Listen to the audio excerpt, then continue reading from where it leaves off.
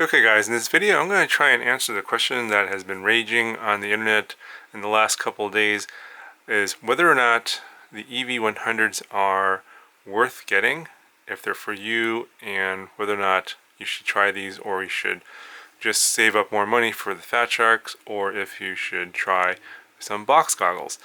Now this is going to be just my opinion based on my experience.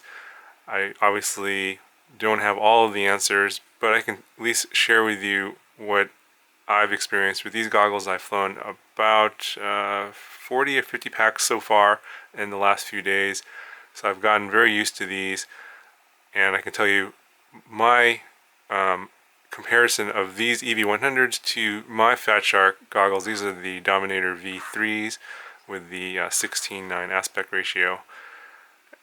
I haven't flown all of the Fat Shark goggles that are out there, like the older Attitudes or the Teleporters or the HD3s, so I can only give you my perspective on these Fat Sharks, and also my perspective on some of the other box goggles that I've flown. So what I would say is I encourage you to look at some other reviews and compare and contrast opinions out there, because not every opinion is going to be correct. You're going to get a lot of conflicting opinions out there, and you kind of have to weigh the pros and cons for your situation, because it's very subjective. It's going to boil down to the fit of the goggle, whether or not you're going to be able to focus on the screen, and I'll talk about all those things here in more detail. I think then maybe you can make your own decision. The bottom line is, if you have the opportunity to try these out, I encourage you to try and make that happen. Ultimately, that's the only way you're going to know for sure if you're going to like the way the image appears to you when you're flying, and if you're going to be able to use these, and whether or not the cost of these is, if it has value to you, or if you should just save that $150. Actually, they raised the price now, and save up for something better. First of all, let me just say that the EV100s here, they're not junk. You're going to get a lot of opinions out there that this is total garbage, don't waste your money. That's definitely not the case. However, these are not as good as my Dominator V3s. And it would make total sense. These are $100, $150. My Fat Sharks, I invested close to $450, $500 with the extra receivers and all the extra equipment that I put into these goggles. And that makes sense. You get what you pay for. The screens on the Fat Shark goggles, at least on mine, I can't talk to what these screens look like on the other goggles. I have never tried any other Fat Shark goggles, but I can tell you that these screens are bigger in appearance than the screens on the EV100s. Now, if you've never flown goggles before, or if you're new to FPV, if you try the EV100s for the first time, I think you'll be impressed, to be totally honest. Because when I first got my Fat Shark goggles, I didn't like them. I couldn't figure out how to get my eyes to focus on the image without getting a double vision. Basically, I got a double image every time I put them on. It had a lot to do with the fit. These don't even really fit my face that well. I have to really press these hard against my face, and because my face is kind of wide and the sides here are kind of narrow, it's difficult for me to focus, even with the moving the IPD adjustments all the way in for my eyes. It took a while for me to figure out how to get a good image, or to get my eyes to get used to focusing on these screens. Now, once I did, I found the experience to be pretty good. The screens are very wide, and if you get your face right up to the screens, they look very sharp, and it's a very immersive experience. The field of view, I think, is like advertised as 32 degrees, I believe, and it's a 16:9 screen, so it's very wide versus not as tall. Now, on the EV100s, I had the exact same problem that I had when I first got the Dominator V3. So you can see it's got this kind of a similar curve. It's a little bit more pronounced on the Fat Sharks than on the EV100 or EV100s here. the width is about the same on the opening. So I had trouble focusing on the screen because I couldn't get the goggles flat enough on my face. And as you can see here, I've actually removed a layer of the foam. There's this extra layer of foam here that I actually just cut off right here. And for me, I had to do that. And I, you might, your experience might be different. I found that if you get the goggles closer to your face, basically smash it down on your face and get your eyes closer to the lenses here, the image appears larger. So as you get closer to the screen, the image gets larger. As your eyes get further away from the screen, the image gets smaller or narrower. And there's this like circle on the lens here, and that effect is increased as you're further away from the actual lens on the inside. And as you get closer, that circle disappears into the periphery and you can't see that. So this is why I cut off all this foam here, and I may have actually even cut off even more so I can get even closer, or replace this foam completely. So this kind of is a layer of sort of soft foam, and then this sort of denser foam here that I kind of need to get rid of. And so doing that, I think you'll find that you're going to have a better experience where you can, it'll appear that the screen is larger and you'll have a more immersive experience. It's a 4:3 aspect ratio screen, and it's only 28 degrees field of view, so it's still going to be smaller than the Dominator V3s, probably definitely smaller than the HD3s, which this has even a wider field of view. Now, some people have mentioned that the field of view on these is similar to like the older Fat Sharks, like the teleporters, for example. So, if you're on an older Fat Shark goggle, maybe this is okay to upgrade to, if you call it an upgrade, or try out. I don't know, honestly, because I've never had teleporters. But the field of view on the EV100s is definitely smaller than my Dominator V3s. Now, as you can see here, I've already done this diopter mod here, and I'll put a card in the corner to this video that where I talk about how I did this mod. The reason I put the diopters in here, these are actually the Fat Shark diopters that were in my Dominator V3s. Normally these wouldn't fit in here. I had to mod these, cut some plastic out of here to get these diopters in here. And it's because I have nearsightedness, and my nearsighted vision is,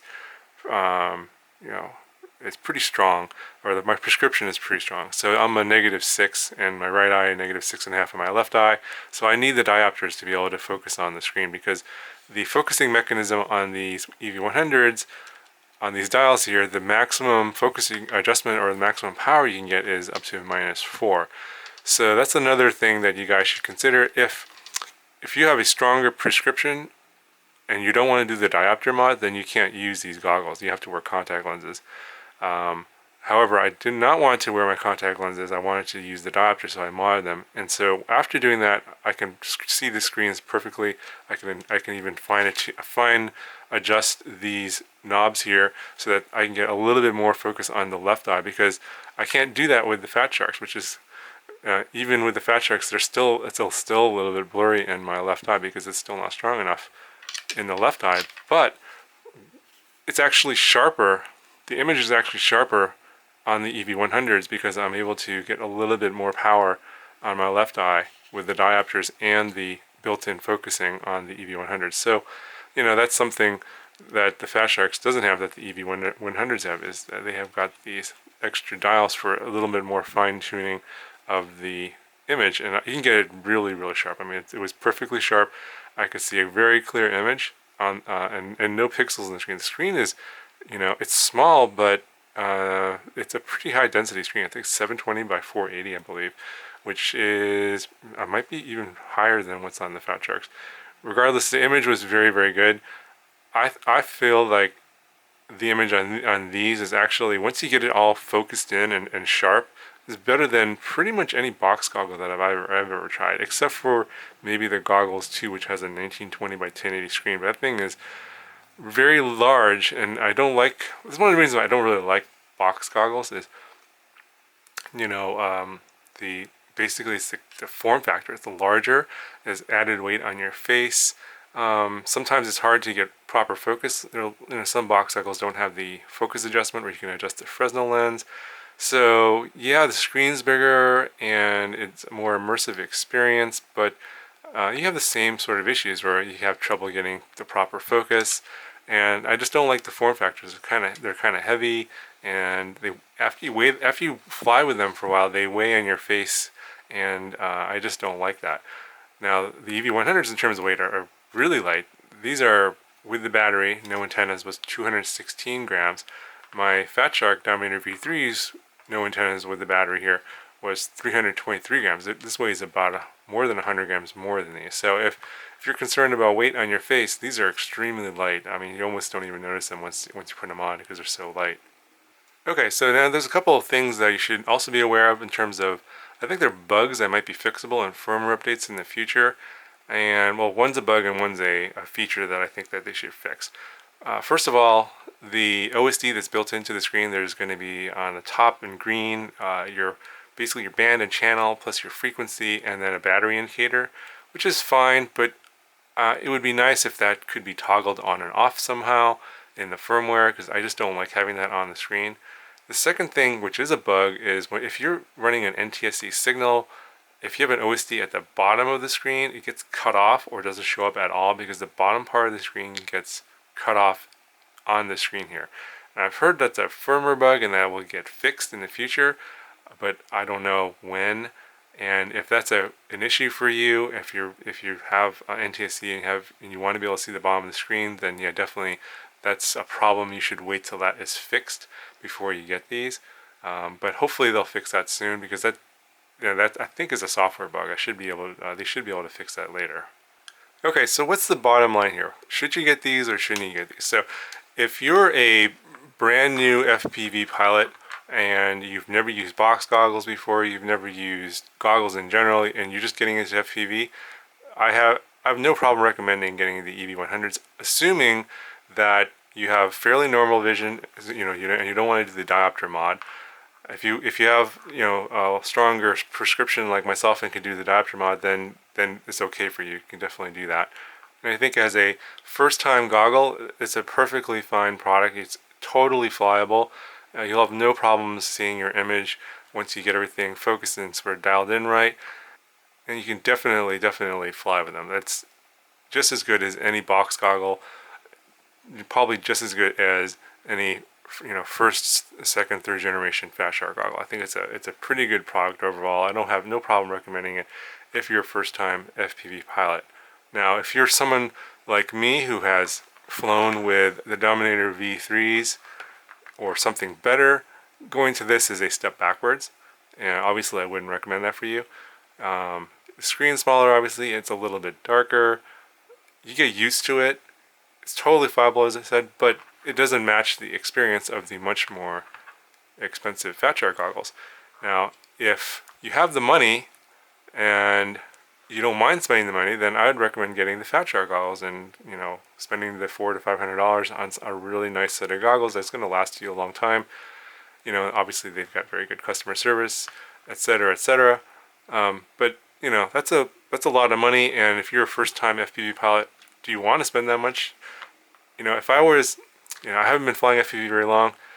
When I was considering getting these, I was like, wow, that's a big investment.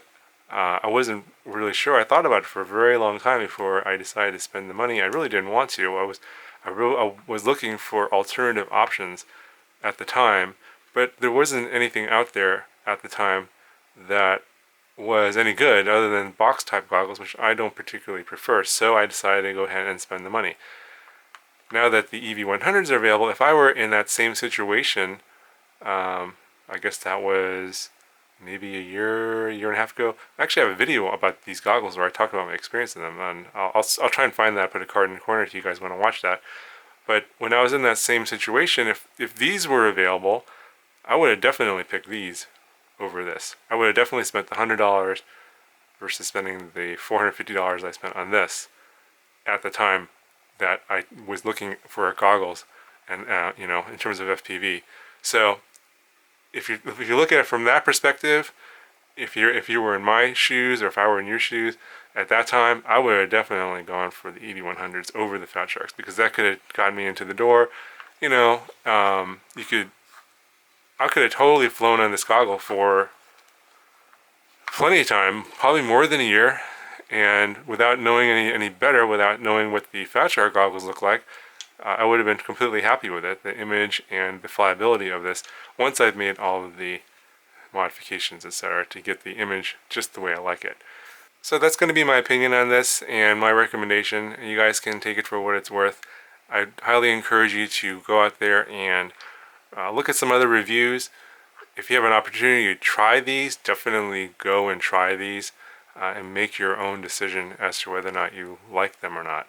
Because, you know, it's a very subjective. Some people are going to love them. Some people are going to hate them. You know, it's very, very subjective, very personal.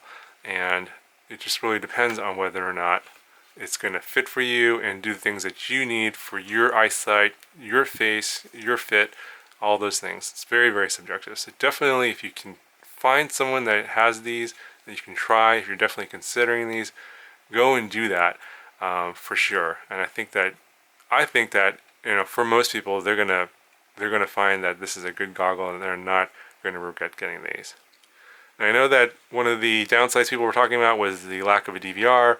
There is an external DVR module that will plug into this little plug here that came on this battery that will be coming out in a few weeks. I'm actually going to take the Pro DVR, the Eachine Pro DVR that I modded on the the VR06 goggles, and I'm going to try and put that onto this receiver here. The reason is I just want to have something that's connected to the goggle like permanently, and not something that's going to dangle on the side here and connected on this power lead or whatever.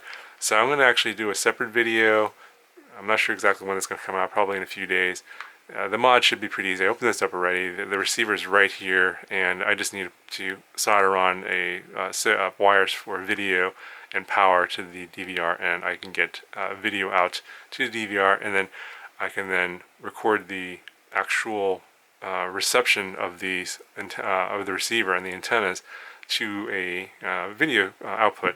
And you know, in terms of reception, I guess I didn't really talk about that. The reception is completely fine. You know, for most of the places I normally fly at, you know, around trees and stuff, I just felt like it was totally fine. Breakups were pretty nominal. I wouldn't say it's as good as what I've got in here. I've got a true diversity receiver here. This is actually the Relay CC RX 5808 module, dual diversity with the Achilles firmware, which is very, very good. This receiver is not quite as good, but it's not bad. It's not bad at all. And so definitely, if you're worried about reception, I wouldn't worry about that either. Anyway, guys, I've rambled on long enough for this video. You know, you got my opinion, and I hope that, you know, when you decide to get these, let me know what you guys think in the comments below if you do get these, and definitely let me know how these work out for you in the comments below. I hope this video was helpful for you guys, and I'll talk to you guys in the next one.